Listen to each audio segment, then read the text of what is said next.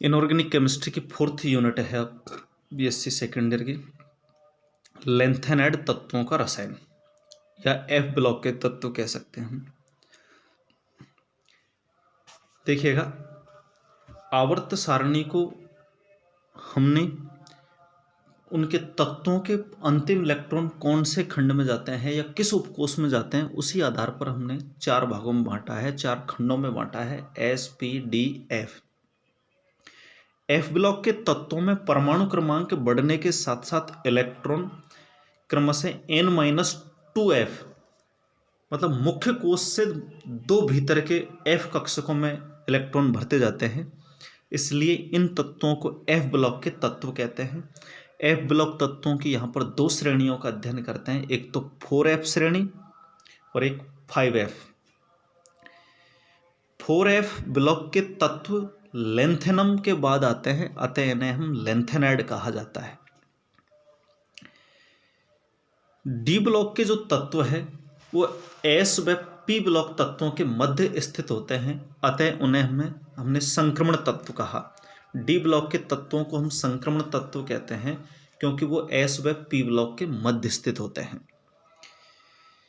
इन संक्रमण तत्वों के भीतर ही छठे आवर्त में वर्ग 3 व 4 के मध्य 14 तत्व 4f श्रेणी या 4f ब्लॉक के आते हैं, और इसी प्रकार 7वें आवर्त में भी वर्ग 3 व 4 के मध्य 14 तत्व 5f ब्लॉक के आते हैं, अतः इन्हें हम अंतर संक्रमण तत्व कहा जाता है।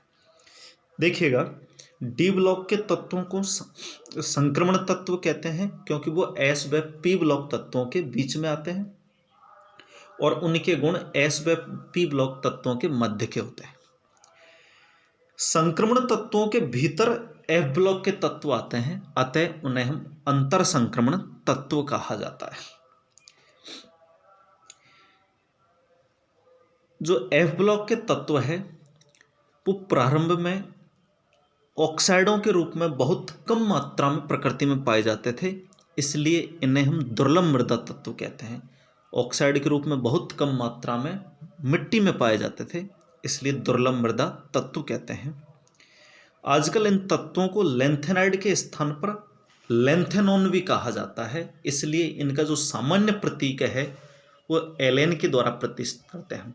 लेंथेनाइड, समस्त लेंथेनाइडों को हम एलेन के द्वारा प्रदर्शित करते हैं क्योंकि इनको कॉमन जो शब्द है वो लेंथेनॉन दिया गया है।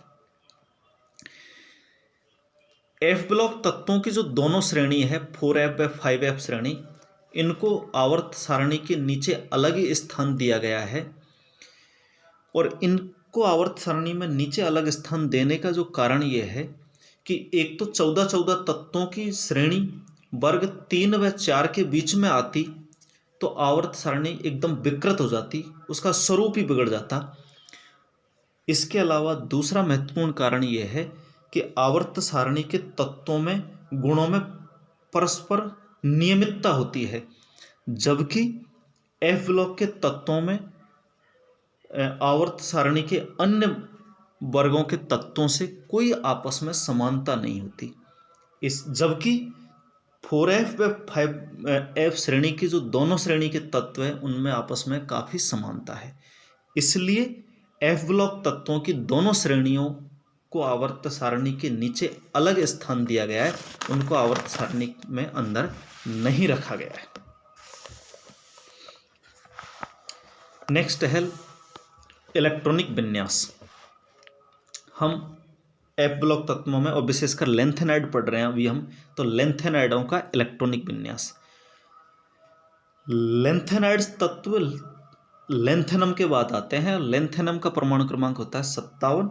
इसका जो इलेक्ट्रॉनिक विन्यास लिखेंगे हम, तो वही इलेक्ट्रॉनिक विन्यास लिखने के जो सिद्धांत है उनको ध्यान में रखते हुए लिखेंगे।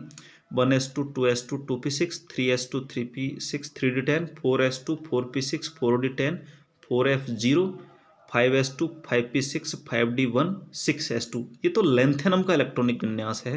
अब चूंकि यहाँ तक 54 इलेक्ट्रॉन है, जीनोन का विन्यास है, इसलिए हमने जीनोन लिख दिया, और लेंथेनम का जो इलेक्ट्रॉनिक विन्यास होगा वो 4f0 5d1 6s2। लेंथेनॉइडों का इलेक्ट्रॉनिक विन्यास में 4f कक्षकों में जैसे जैसे परमाणु क्रमांक बढ़ता जाएगा 4f कक्षकों में इलेक्ट्रॉन भरता चला जाएगा। इसके साथ में 5d तथा 6s विन्यास भी होता है।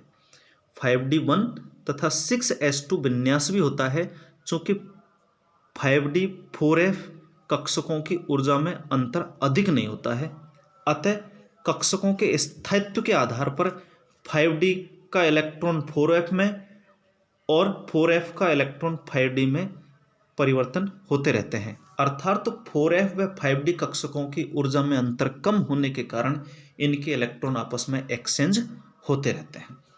अब यदि इलेक्ट्रॉनिक विन्यास देखा जाए तो सीरियम परमाणु क्रमांक 58, इसका इलेक्ट्रॉनिक विन्यास में हम जीनोन 54 तक तो यहाँ पर आ गया, 4f1 5d1 6s2। अब देखिएगा सीरियम में भी एक इलेक्ट्रॉन अभी भी बना हुआ है क्योंकि इनके ऊर्जा में कम अंतर है। नेक्स्ट आता है प्रेसियोडियामियम, 59 परमाणु क्रमांक है, तो 4f3 इलेक्ट्रॉन आ जाएगा, एक और एक 2 इलेक्ट्रॉन तो इसका और एक अगला परमाणु क्रमांक आया है, तो तीनों इलेक्ट्रॉन एक साथ किस में आ जाएंगे 4f में। अब 59 के बाद 60 में फिर एक इलेक्ट्रॉन बढ़ गया।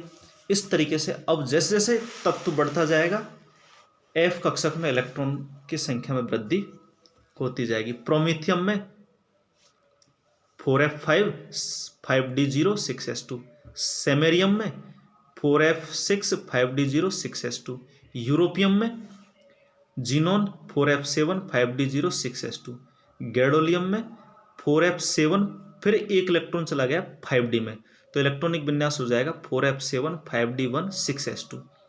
अब देखिएगा आप यहाँ 4f8 के स्थान पर 4f7 5d1 आया है, चूंकि 4f7 एक अर्धपूरित विन्यास है, स्थायी विन्यास है, अतः स्थायी विन्यास को बनाए रखने के लिए अगला इलेक्ट्रॉन किस में चला गया डी में। नेक्स्ट आता है टर्बियम। टर्बियम में क्या होगा, डी का इलेक्ट्रॉन और आने वाला इलेक्ट्रॉन दोनों ही एफ में आ जाते हैं, तो इसका विन्यास हो जाएगा 4f9 5d0 6s2। अब जैसे जैसे परमाणु क्रमांक बढ़ता जाएगा एफ में इलेक्ट्रॉन बढ़ते हुए चले जाते हैं, तो इटर्बियम में 4f14 5d0 6s2, और जो लूटेशियम होता है उसका इलेक्ट्रॉनिक विन्यास हो जाएगा 4f14 5d1 6s2, 4f14 5d1 6s2।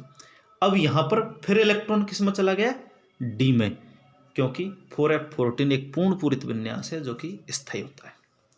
ध्यान दीजिएगा, गैडोलियम 64 में आने वाला इलेक्ट्रॉन 4f के स्थान पर 5d में आता है, क्योंकि ऐसा होने पर 4f कक्षक का स्थायी अर्धपूरित विन्यास 4f7 बरकरार रहता है या बना रहता है। इसी प्रकार ल्यूटेशियम में 4f14 पूर्ण पूरित विन्यास होने के कारण एक इलेक्ट्रॉन 5d कक्षक में चला जाता है। नेक्स्ट है ऑक्सीकरण अवस्था। लैंथेनॉइडों में 3 प्रकार की ऑक्सीकरण अवस्था पाई जाती है, +2 +3 और +4। लैंथेनाइडों में तत्व का इलेक्ट्रॉनिक विन्यास चाहे कुछ भी हो, +3 ऑक्सीकरण अवस्था सभी लैंथेनाइड प्रदर्शित करते हैं, और इनकी जो यह ऑक्सीकरण अवस्था है +3 वो अत्यंत स्थायी है। लैंथेनाइडों की +3 ऑक्सीकरण अवस्था स्थायी होने के जो मुख्य कारण है, एक तो यह है कि सभी तत्वों की जो प्रथम 3 आयनन ऊर्जाओं का योग है वो काफ़ी कम होता है, इसलिए प्रथम 3 इलेक्ट्रॉन आसानी से निकलकर लैंथेनम 3+ के रूप में आ जाते हैं। इसके अलावा +3 अवस्था के लिए जो मानक अपचयन विभव है उसका मान भी उच्च ऋणात्मक होता है, अर्थात इनमें 3 इलेक्ट्रॉन त्यागने की प्रवृत्ति बहुत ज़्यादा होती है। लैंथेनाइडों की ठोस अवस्था में भी इनके आयनन विभव और जालक ऊर्जा के मान इस प्रकार के होते हैं कि त्रिधनात्मक आयन की अवस्था में ही स्थायी क्रिस्टल बनते हैं। अतः हम कह सकते हैं कि लैंथेनाइड चाहे ठोस अवस्था में हो चाहे विलयन अवस्था में हो, इनकी +3 ऑक्सीकरण अवस्था सबसे अधिक स्थायी होती है। समस्त लैंथेनाइड अम्लों से क्रिया करके हाइड्रोजन गैस मुक्त करते हैं। देखिएगा, ये लैंथेनाइड को एलेन से प्रदर्शित करते हैं। हम लैंथेनाइडों की अभिक्रिया अम्ल जो H+ देते हैं उनके साथ करवाएंगे तो ये +3 ऑक्सीकरण अवस्था में आ जाएंगे और हाइड्रोजन गैस मुक्त करते हैं। लेंथेनाइड के मानक अपचयन विभव के मान काफ़ी उच्च ऋणात्मक होते हैं, अतः ये जल को भी विघटित कर देते हैं और उसमें से हाइड्रोजन गैस मुक्त कर देते हैं। इस कारण से लेंथेनाइड प्रबल अपचायक की भांति व्यवहार करते हैं। देखो, लेंथेनाइड की अभिक्रिया जल के साथ करवाएंगे तो लेंथेनाइड हाइड्रोक्साइड बना लेंगे और हाइड्रोजन गैस मुक्त कर देंगे। इनके मानक अपचयन विभव के मान लेंथेनाइड श्रेणी में बाएं से दाएं जाने पर घटते जाते हैं, अतः इनकी क्रियाशीलता भी बाएं से दाएं जाने पर घटती जाती है। उसका कारण यह है कि लेंथेनाइड श्रेणी में बाएं से दाएं जाने पर इनका आकार घटता जाता है। आकार घटेगा तो इलेक्ट्रॉन त्यागने की प्रवृत्ति घटेगी, इलेक्ट्रॉन त्यागने की प्रवृत्ति घटेगी तो अपचायक विभव के मान घटेंगे, जिससे क्रियाशीलता का मान भी घटता चला जाएगा। मानक अपचयन विभव के उच्च ऋणात्मक मान से यह निष्कर्ष निकलता है कि ये तत्व पर्याप्त धन विद्युतीय प्रकृति के होते हैं एवं तीव्र अपचायक है। चूंकि इलेक्ट्रोड विभव के मान श्रेणी में बाएं से दाएं जाने पर घटते जाते हैं, अतः इनके धन विद्युतीय गुण और अपचायक गुण भी श्रेणी में बाएं से दाएं जाने पर घटते जाते हैं। चूंकि लेंथेनाइडों में बाएं से दाएं जाएंगे तो आकार घटेगा तो नाभिक की आकर्षण बढ़ेगा, जिससे इलेक्ट्रॉन त्यागने की प्रवृत्ति घटेगी, और जब इलेक्ट्रॉन त्यागने की प्रवृत्ति घटेगी तो अपचायक गुण और क्रियाशीलता के मान घटते चले जाएंगे। Thank you.